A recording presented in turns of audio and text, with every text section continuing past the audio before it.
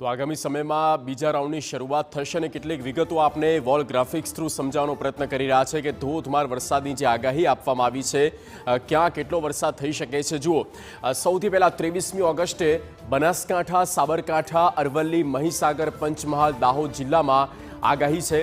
આ ઉપરાંત આ તમામ જિલ્લામાં 23મી તારીખે વરસાદ થશે।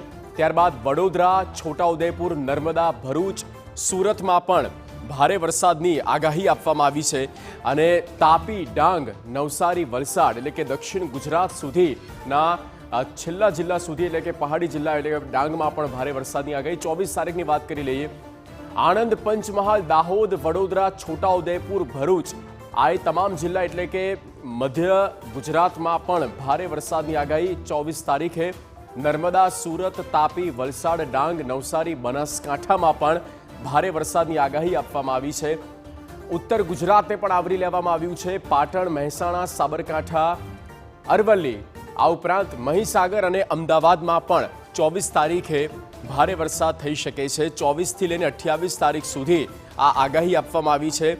સૌરાષ્ટ્રને પણ કવર કરવામાં આવ્યું છે। સુરેન્દ્રનગર, બોટાદ, ભાવનગર, અમરેલી તદુપરાંત ગાંધીનગર અને ખેડામાં પણ ભારે વરસાદની આગાહી આપવામાં આવી છે।